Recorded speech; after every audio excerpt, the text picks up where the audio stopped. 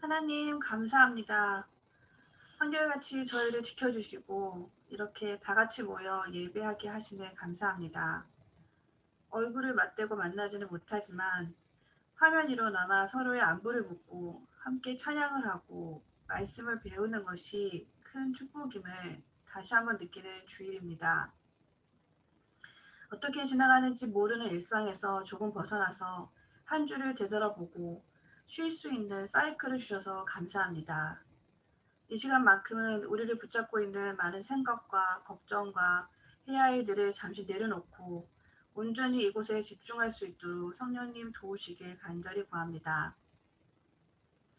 지난 한 주 사순절 묵상을 통해서 회복된 나에 대해 생각해 보았습니다. 잠시 멈춰서서 하나님께서 회복하고 변화시킨 나의 모습을 맞이할 수 있었습니다. 아름답고 특별하고 소중하고 독특한 우리가 하나님의 사랑을 통해 할 수 없을 것 같은 일을 할 수 있고 가끔은 주저앉고 실패한 것 같을 때라도 다시 시작할 수 있음을 다시 한번 상기하고 배우는 시간이었습니다. 이 말씀을 우리 자신에게 적용하고 또 하나님의 형상을 입은 다른 이들에게도 똑같이 적용하길 원합니다.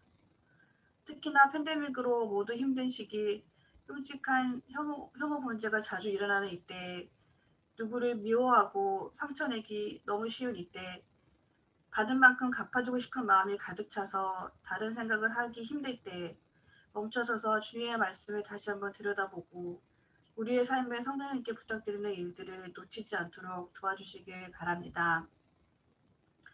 기름돌 공동체의 자녀들을 올려드립니다. 지휘부터 주민이까지 각자의 자리에서 팬데믹 중에도 잘 성장하게 하심을 감사드립니다.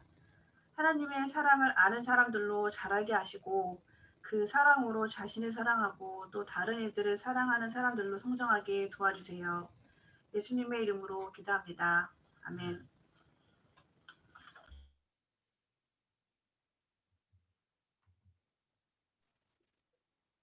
마태복음 11장 11절 읽겠습니다. 내가 진실로 너에게 말하노니 여자가 낳은 자 중에 세례 요한보다 큰 이가 일어남이 없도다. 그러나 천국에서는 극히 작은 자라도 그보다 크니라. 이것은 우리에게 주시는 하느님의 말씀입니다. 주님, 제가 마음, 귀, 눈을 열어 듣기를 원합니다.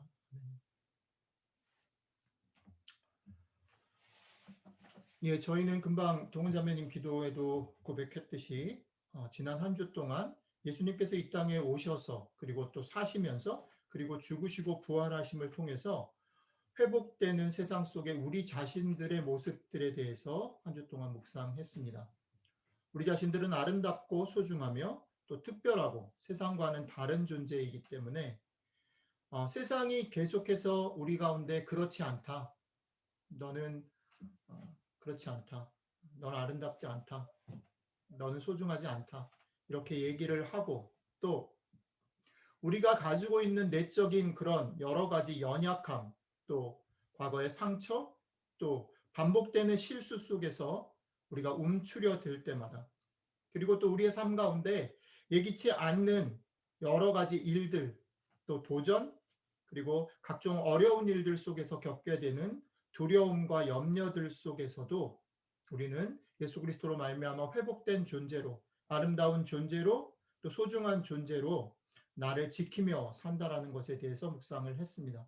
그것이 진정으로 회복된 삶을 누리는 것이다라고 생각할 때 오늘 그 말씀을 좀 정리하면서 제게 떠올랐던 그런 인물이 세례 요한입니다.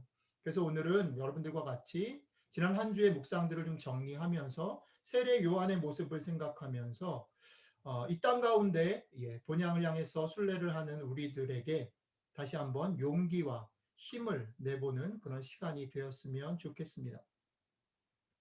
자, 오늘 같이 보려고 하는 세례 요한에 대해서 오늘 은경자매님이 읽어주신 본문에 의하면 예수님께서는 그가 여자가 낳은 자 중에 이보다 나은 사람이 없다라는 칭찬을 하셨습니다. 그런데 예수님이 세례 요한을 향해서 칭찬하신 것은 세례 요한이 살았던 삶의 결과를 보고 하신 칭찬은 아니라는 것을 우리가 먼저 알아야 합니다.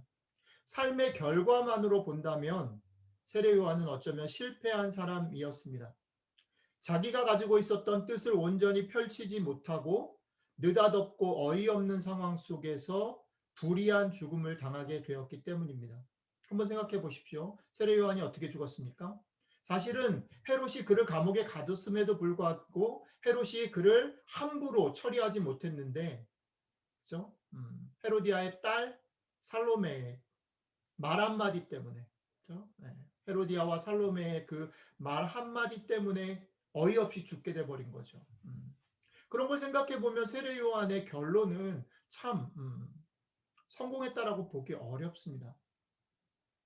그리고 이 죽음만 그런 게 아니라 죽음 이전에도 세례 요한의 삶을 좀 생각해 보면 예수님이 등장하시기 전에 세례 요한의 모습은 사실은 제법 영광과 존경을 받는 당시 이스라엘 상황 속에서 촉망받는 어떤 영적인 지도자의 모습입니다.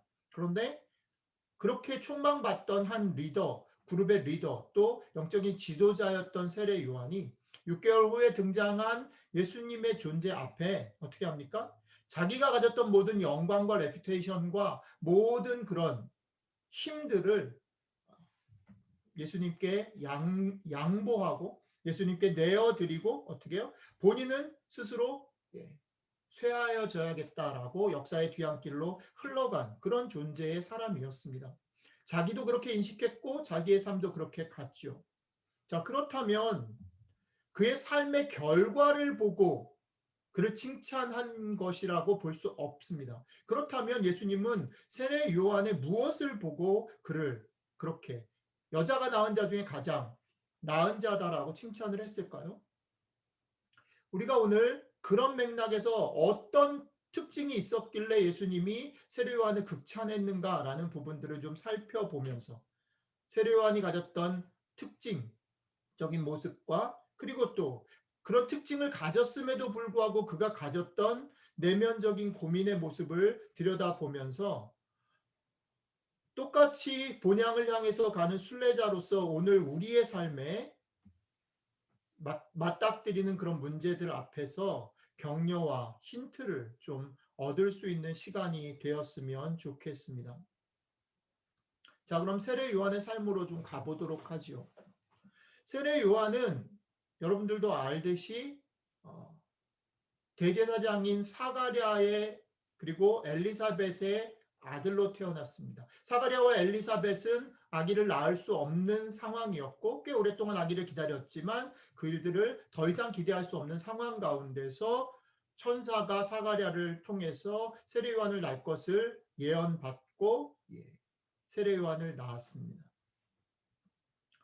사가랴와 엘리사벳에게 나타난 천사는 세례 요한이 오실 메시아의 길을 예비할 그런 존재이다라는 것들을 설명했고 아마도 사가랴와 엘리사벳은 세례 요한이 태어난 후에도 계속해서 시간이 있을 때마다 세례 요한에게 너는 그런 존재다. 너는 그렇게 태어났고 너는 그런 일을 위해서 태어났다라는 얘기를 반복해서 얘기했을 것입니다. 세례 요한은 부모로부터 자기가 어떤 존재인지에 대해서 반복해서 들으며 자랐을 것입니다.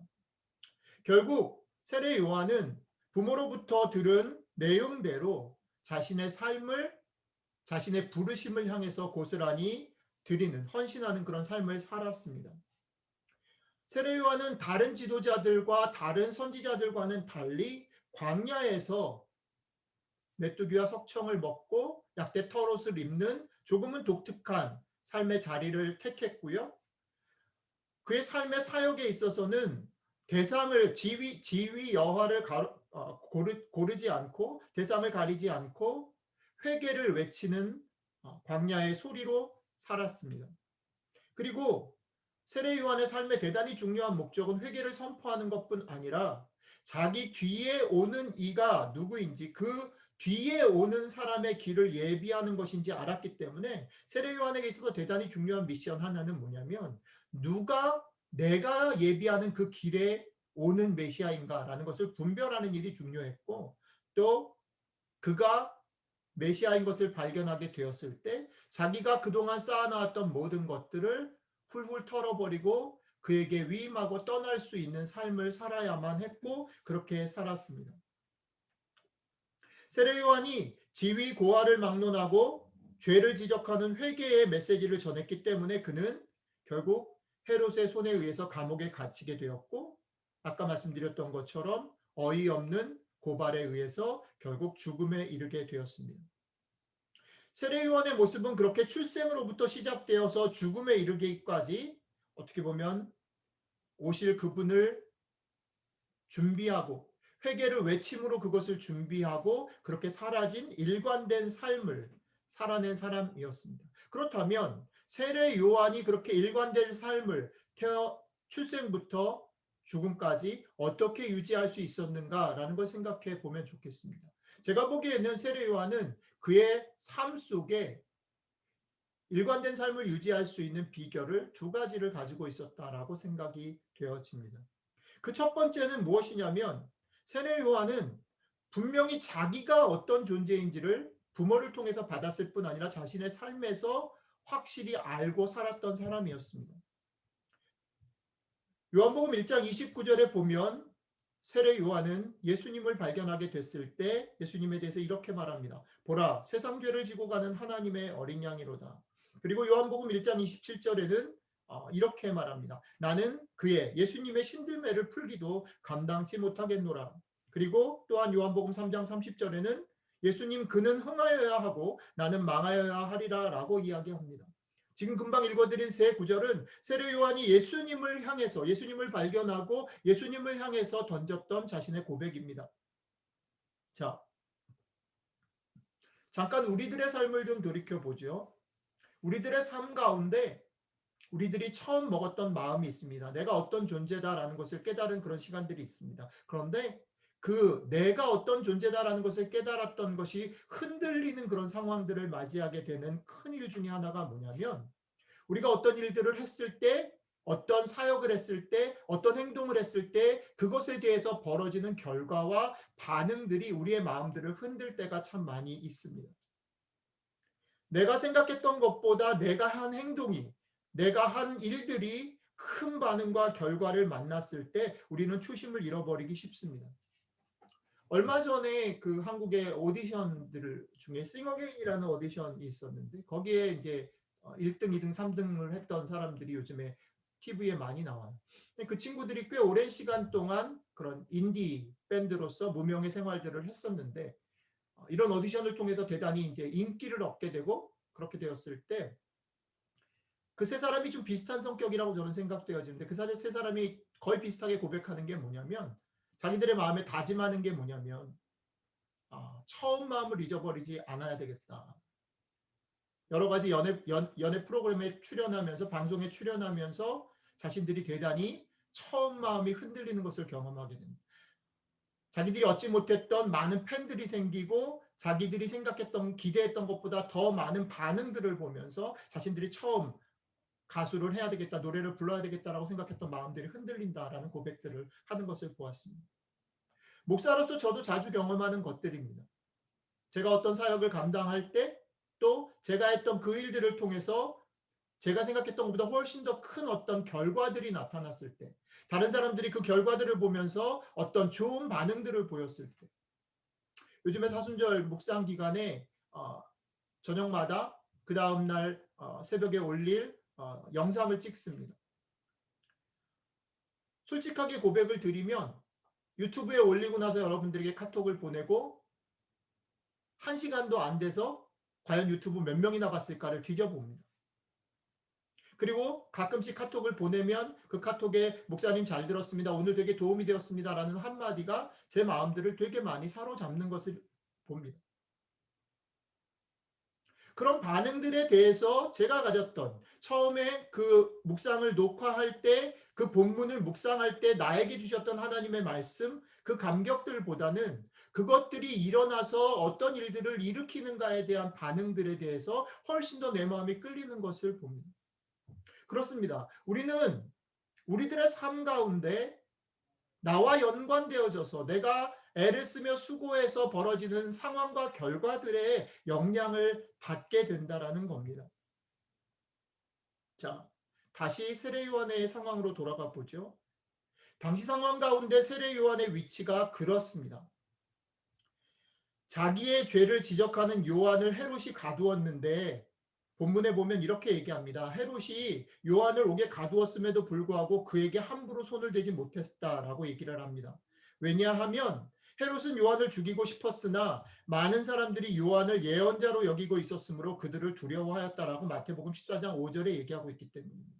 이 말은 무엇을 보여줍니까? 요한이 당시 사람들에게 상당히 영향력이 있었고 많은 사람들이 요한을 예언자로 존경했다라는 것을 반증하는 것이죠.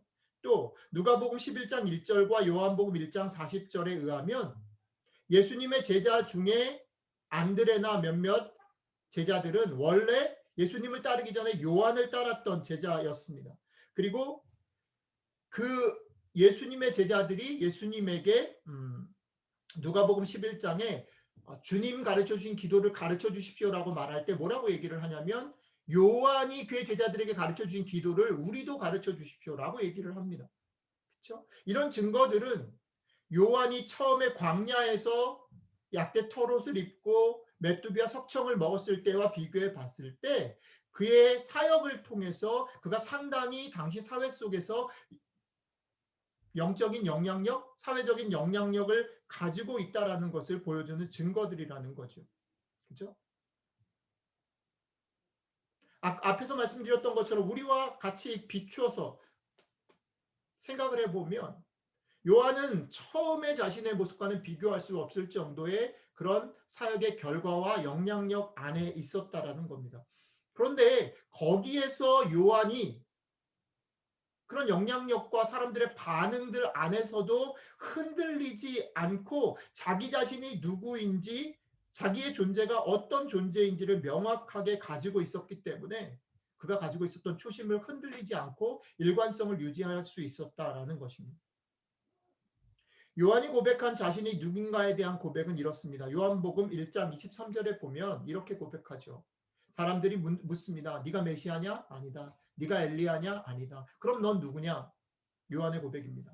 가로되 나는 선지자 이사야의 말과 같이 주의 길을 곧게 하라고 광야에서 외치는 자의 소리다. 요한은 그의 삶의 처음부터 끝까지 이 마음, 자기가 이런 존재다, 이렇게 부름받았다라는 것을 마음에 품고 살았기 때문에 초심이 흔들리지 않았다는 거죠. 이 고백이 보여주는 두 가지 중요한 자기 인식은 뭐냐면 하나는 주의 길을 곧게 하는 존재다. 그리고 나는 광야에 외치는 소리이다라는 거죠. 주의 길을 곧게 하는 존재이기 때문에 그 내가 곧게 만든 그 길로 뒤에 걸어올 그분이 등장하실 때 나는 빠질 수 있는 것이고 나는 광야에 외치는 자의 소리로 부름받았기 때문에 나는 어떤 상황에도 불구하고 대상이 누구냐와 상관없이 회개의 소리를 외치는 것으로 나의 존재를 증명하며 살아야 된다라고 생각합니다. 그래서 요한은 이것을 자기인 이 두 가지 존재의 의미를 끝까지 지키면서 살았다라는 것입니다. 자, 요한이 가졌던 두 번째 되게 중요한 것은 뭐냐면 명확한 소명 의식이었습니다. 헤롯 앞에서 그는 오히려 헤롯을 당황하게 만들 만큼 당당한 모습을 보입니다. 감옥에 가둔 사람이 오히려 떨고요. 감옥에 갇힌 사람은 당당합니다. 심지어는 어이없는 일 때문에 죽음을 당하게 되는 그 일들 앞에서조차 요한은 당당합니다. 그 죽음이 그가 해야 할 그리고 그의 존재를 막지는 못합니다. 그는 광야에 외치는 소리의 역할을 기꺼이 감당했습니다. 그래서 사람들은 오늘 예수님의 얘기 속에서 보면 그죠? 그를 너무 슬픈 사람, 너무 뻣뻣한 사람으로 얘기를 했습니다. 그가 너무 심각하다라고 얘기를 했음에도 불구하고 그를 존경하며 따랐습니다. 세례 요한 자신이 가졌던 이런 명확한 소명 의식은 광야의 소리, 광야에 외치는 자의 소리라는 이 명확한 소명 의식은 결국 그를 죽음에 이르게 했죠. 그죠? 그러나 그 앞에 다가온 죽음 앞에서도 그는 이 소명 의식을 붙잡고 의연할 수 있었습니다. 자, 우리의 삶으로 다시 잠깐 돌아오죠. 우리가 일상 가운데 겪게 되는 두 번째 어려움이 있습니다. 우리의 마음이 흔들리는 두 번째 어려움이 있어요. 그건 뭐냐면 우리가 부름받은 대로 우리가 회복된 존재로서 살려고 할 때에 우리가 살고 있는 세상이 우리를 그대로 두지 않는다라는 것입니다. 우리가 지난 한 주 묵상했던 것을 보십시오. 내가 아름답고 내가 소중하고 특별한 존재다라는 것을 마음속에 품고 살아가려고 할 때에 그저 세상이 그것을 그대로 두지 않는다라는 겁니다. 우리가 옳게 살려고 할 때, 할 말을 하고 보이스를 내고 해야 할 일을 하려고 할 때 우리의 삶은 그렇지 않고 대강 얼버무리고 타협하고 살 때보다 훨씬 더 피곤한 삶을 살게 되는 겁니다. 때로는 오늘 요한이 당한 것처럼 그렇게 살려고 할 때 삶의 위협을 당하기도 합니다. 이 위협이라는 것의 정도의 차이는 있지만 지금 헤롯의 감옥에서 죽음을 앞두고 있는 요한의 경우가 그것을 명확하게 우리에게 보여주고 있습니다. 하지만 요한은 그런 위험이나 피곤한 삶의 무게와 두려움 속에서도 자기에게 주어진 분명한 소명의식을 가졌기 때문에 그런 외부적인 압력, 외부적인 그런 위협들을 돌파할 수 있었습니다.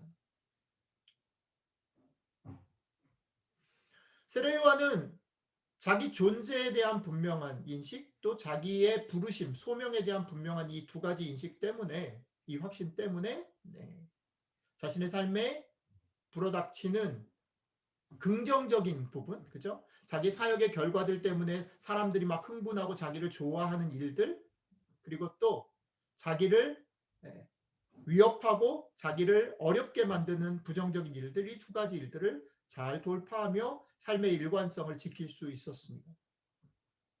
자기가 누구인지와 자기의 부르심이 무엇인지를 명확히 붙잡고 살았기 때문에 요한은 삶의 어렵고 유혹이 밀려온 순간에도 혹은 자신이 뜻하지 않게 잘 되었을 때에도 외부적인 상황이나 결과에 휘둘리지 않을 수 있었단 말입니다. 그렇게 당당한 요한에게도 그러나 오늘 요한에 대한 얘기들을 살펴볼 때에 내적으로 크게 흔들리는 두 번의 사건이 있었다라고 성경은 우리에게 소개합니다. 요한의 삶 가운데 내적으로 흔들린 이 두 번의 사건은 사실 둘이 별도의 사건이지만 이 두 사건의 공통점은 뭐냐면 요한의 소명인 뒤에 오시는 분, 자기 뒤에 오시는 분, 그분과 깊은 연관을 가지고 있다라는 면에서 연관성, 공통점을 가지고 있습니다. 자, 그러면 요한이 내적으로 흔들렸던 두 가지 경험들에 대해서 조금 더 살펴보도록 하지요. 요한의 삶에서 내적으로 크게 흔들렸던 첫 번째 사건은 무엇이냐면 예수께서 요단강에 오셔서 요한에게 세례를 베풀라고 하신 일에서 발생합니다. 자, 예수님께서 공생애를 시작하시기 전에 요단강에서 회개를 선포하고 사람들에게 물세례를 주던 요한에게 다가오셔서 요한에게 자기에게 세례를 베풀라고 얘기를 하십니다. 요한이 생각할 땐 이런 것이었죠. 요한의 소명이 무엇이죠? 요한의 소명은 자기 뒤에 오시는 메시아의 길을 예비하는 겁니다. 그래서 그 메시아가 누구인지 알았습니다. 그러니까 자기에게 지금 다가오시는 저분이 메시아인 것을 요한은 간파했습니다. 자, 저분이 메시아이기 때문에 자기는 물러나야 되고 저분이 높여져야 되는데 저분이 더 나보다 우월하고 탁월한 메시아라면 요한이 가지고 있는 상식으로 보면 어떻게 해요? 그분이 자신에게 세례를 베풀거나 그분이 자신을 인정해야 하는 것이 상식이라는 거죠. 자기가 오히려 그분에게 세례를 받아야 될 텐데 그분이 나한테 세례를 베풀라고 얘기를 한 겁니다. 요한은 당황했죠. 그래서 예수님에게 얘기하는 겁니다. 어떻게 제가 예수님에게 세례를 베풀 수가 있습니까? 이것은 상식적이지 않습니다. 라고 당황해하는 것이죠. 혼란스러웠을 것입니다. 이 혼란은 자신이 가지고 있는 상식에 반하는 상황이 주는 헷갈림이죠. 그죠? 그분이 높은 분인데 내가 낮은 사람인데 높은 사람이 낮은 사람한테 컨펌을 하고 세례를 주는 게 맞는데 나한테 세례를 요구해? 헷갈리네. 이게 뭐지? 그럼 저 사람 메시아가 아니라는 말인가? 내가 지금 주는 세례는 무엇인가? 헷갈렸을 것입니다. 당황스러울 것이었습니다. 자, 특별히 요한의 성품을 한번 생각해 보시죠. 요한 어떤 사람이었습니까? 요한은 자기 확신에 분명한 사람이라고, 자기 소명에 분명한 사람이라고 얘기했어요. 그죠? 이 확신을 가지고 이것만 붙들고 살았습니다. 여러 가지 외적인 내적인 그런 갈등과 유혹이 있음에도 불구하고 이 확신 때문에 요한은 아주 경건한 정말 분명한 FM의 삶을 유지할 수 있었다고 했습니다. 자, 그런 요한의 특성을 감안해 보면 예수님의 이 도전은 더 충격적인 거죠. 그죠? 상식이 흔들리면 이런 사람들은 참 어려워요. 네, 저희 집에도 그런 사람이 있어요. 네. 해야 될 룰들을 따라가는데 그 아웃옵이 되면 이게 완전히 다 케오스가 되는 거예요. 우리 교회 안에도 어떠면 이 말씀을 듣는 여러분들 중에도 그런 스타일의 사람이 있을 수 있어요. 그죠? 요한이 겪었을 흔들림과 갈등, 혼란의 그런 정체를 우리는 알 수 있습니다. 자, 그런데 이런 흔들림에 대해서, 내적인 흔들림에 대해서 예수님은 이렇게 대답하시면서 이 문제를 풀어가십니다. 예수님의 말씀입니다. 예수께서 대답하여 가라사대 이제는 허락하라. 우리가 이와 같이 하여 모든 의를 이루는 것이 합당하니라. 예수님의 말씀입니다. 예수님의 이 대답이 주는 울림이 뭐냐면 한번 생각해 보시죠. 우리가 사순절 아침마다 묵상할 때 제가 하늘의 소리를 들어봅시다 라고 얘기를 하죠. 잠깐 여러분들 생각해 보세요. 예수님의 이 답이 어떤 울림을 주나요? 예수님의 이 답의 울림은 뭐냐면 네가 확신을 가지고 사는 거 맞다. 확신은 중요하다. 그런데 네가 가지고 있는 확신이라는 것이 굳어져 가지고 닫혀져 있는 확신이어서는 곤란하다라는 거예요. 확신이 굳어져서는 곤란하고 그것은 또 다른 것을 향하여 열려 있는 확신이어야 된다라는 거예요. 세례 요한에게 도전이죠. 이제 허락하라. 우리가 이와 같이 하여 모든 의를 이루는 것이 합당하다. 네가 경험했던 것, 너를 끌고 왔던 모든 것들이 다가 아니다.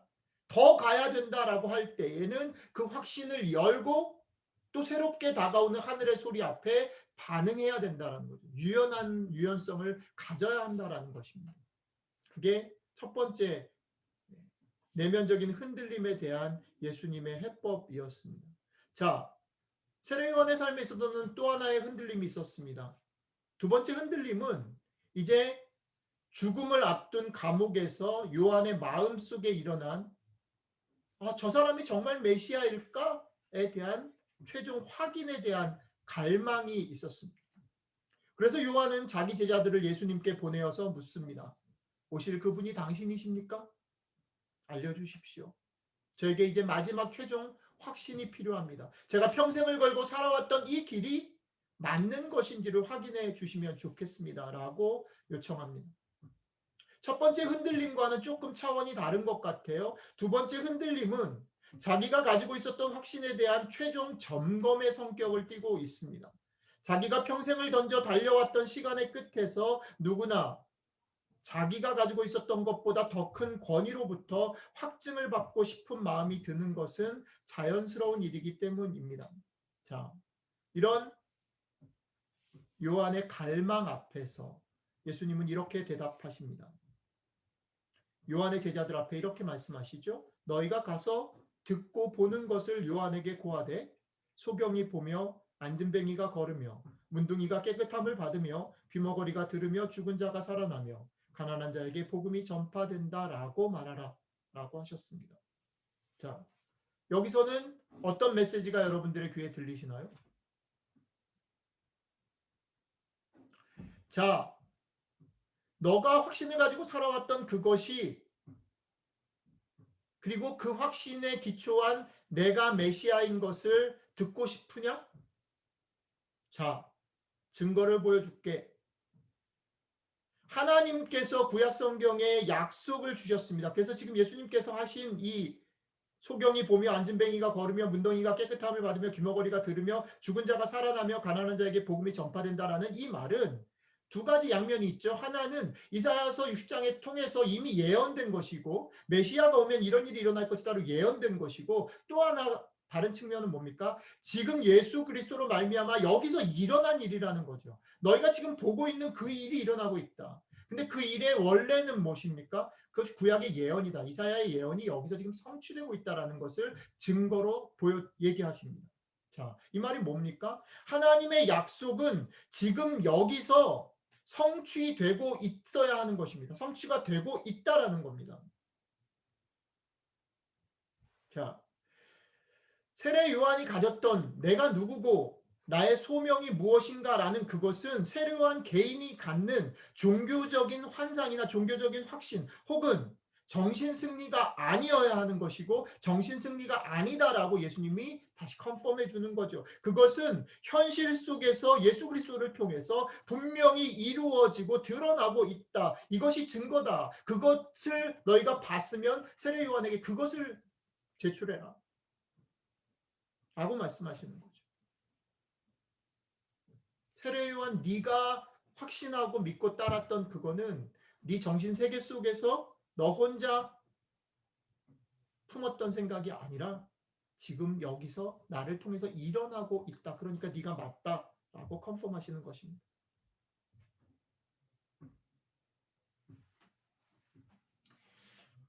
이제 이것들을 좀 정리를 좀 해보도록 하지요. 저는 계속해서 사순절 묵상을 나누면서 우리가 본향을 향해서 나아가는 여행자들, 나그네다라는 그런 입장들을 여러분들하고 나누고 있습니다. 오늘은 세례 요한의 삶의 모습 속에서 나그네로 사는 우리들에게 주는 어떤 동질성, 공감, 혹은 격려, 혹은 힌트들을 좀 찾아보려고 합니다. 앞에서도 계속 설명했듯이 참으로 아름다운 사람 요한은 성공한 사람이거나 모든 사람의 환영을 받은 사람이 아니었습니다. 그의 삶은 늘 긴장과 갈등을 일으키는 삶이었고 결국 그는 그가 일으킨 긴장 때문에 일찍 죽음에 이르렀습니다. 그는 외부적으로는 성공의 유명세를 경험했고 사역의 놀라운 성공을 경험했고 또 부르심 때문에 외부적인 압력과 실제적인 압박을 겪어야 했었던 사람이었습니다. 이런 외부적인 문제뿐 아니라 내부적으로도 그는 큰 흔들림 앞에 노출되는 삶을 겪어야 했습니다. 그렇기 때문에 오늘 저희가 이 세례 요한의 모습을 들여다보는 일은 지금 본향을 향해서 나그네로 살아가는 우리들에게 저는 아주 구체적인 현실적인 격려와 도움을 줄 수 있다라고 생각합니다.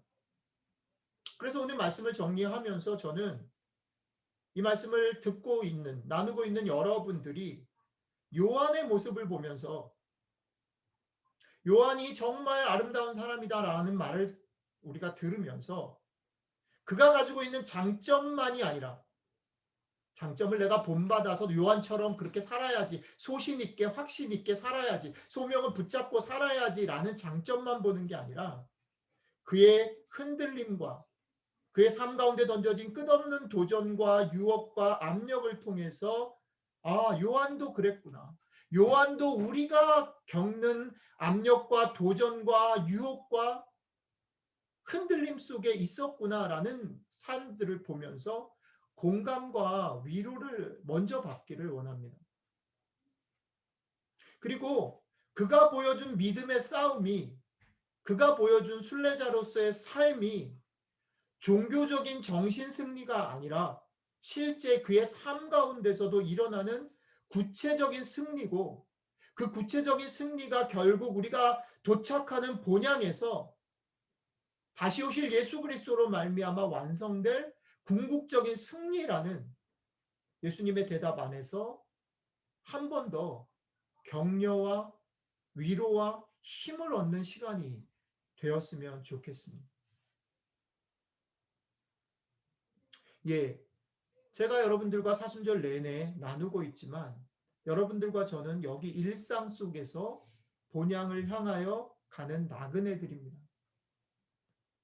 우리가 본향을 향하여 걷는 나그네라고 말할 때 우리가 걷는 길은 100m 단거리 혹은 이벤트의 것이 아니라 평생을 가야 할 먼 길입니다.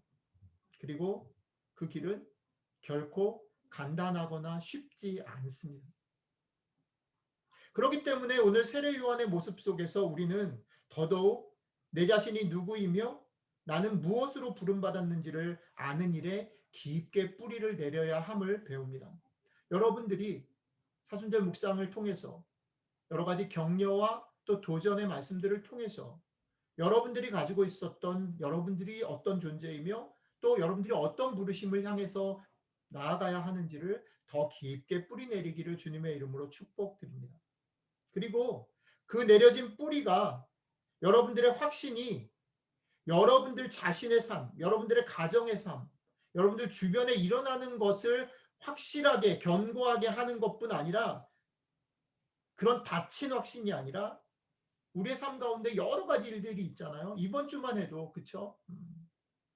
마음 아픈 일들, 답답한 일들이 있잖아요. 그죠? 갑자기 느닷없이 총에 맞아 죽은 사람들이 있고, 그죠? 아픔을 당한 사람들이 있고, 여전히 자신의 땅에서 민주화를 위해서 생을 바치는 사람들이 있고, 여전히 느닷없이 코비드 때문에 죽는 사람이 있고,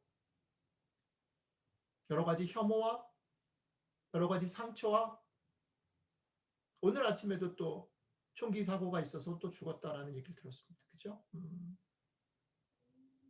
우리에게 일어나는 많은 일들 속에서 우리는 우리의 확신이 좀 더 넓어지고 못 봤던 일들, 몰랐던 일들에 대해서 우리의 확신이 또 넓어지면서 그 속에서도 하나님이 다스리시고 그 속에서도 우리가 섬기고 해야 될 일들이 있음을